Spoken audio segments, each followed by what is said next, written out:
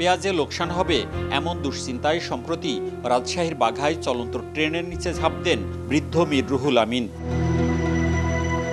ফারিহা নাজনীন রিস্তা বুয়েট থেকে অনার্স ও আমেরিকাতে সম্পন্ন করেন মাস্টার্স। চাকরিতে যোগ দিয়ে মানসিকভাবে অসুস্থ হয়ে পড়লে ফিরে আসেন রাজশাহীতে। গত 13 এপ্রিল বাসার 7তলা ছাদের উপর থেকে পড়ে মৃত্যু হয়। পুলিশের ভাষ্য, চিরকুট লিখে করেছেন আত্মহত্যা।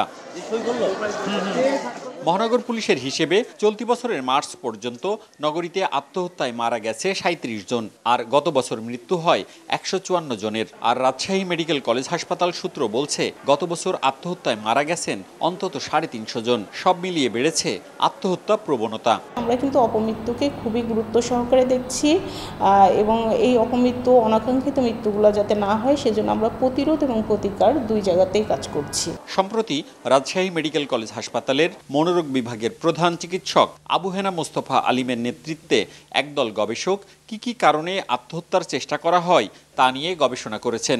1037 জনকে নিয়ে করা ওই গবেষণার ফলাফলে উঠে এসেছে 54% নারী, মাধ্যমিক পাস 42% ও উচ্চশিক্ষায় শিক্ষিত 24% মানুষ আত্মহত্যার চেষ্টা করেছেন। সেক্ষেত্রে নিরক্ষর ব্যক্তিদের এ প্রবণতা নেই।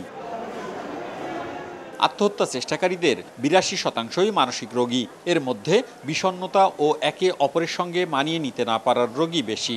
হায়েস্ট নাম্বার 25%-এরও বেশি তারা কেবলমাত্র পারিবারিক।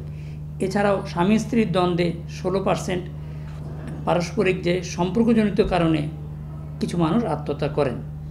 এমনকি বাবা মার সঙ্গে ঝগড়া করেও, বিশেষ করে অল্প বয়স তরুণী বা কিশোরী আত্মহত্যার পথ বেছে নেন।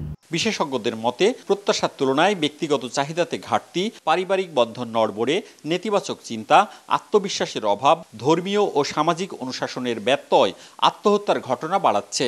যে বিষয়গুলো লক্ষ্য করা যাচ্ছে সেটি হচ্ছে ধর্মীয় অনুশাসন অনেকাংশে কমে গেছে এবং আমরা অনেক কিছু তাড়াতাড়ি পেতে চাই।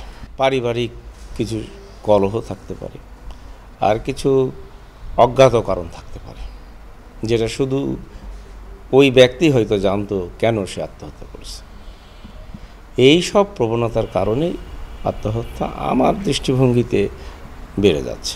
গবেষণার ফলাফলে বিষপানে 66%, ঘুমের ওষুধে 20% ও ফাঁসিতে ঝুলে 7% মানুষ আত্মহত্যার চেষ্টা করেন। মওদুদ রানা, সময় সংবাদ, রাজশাহী।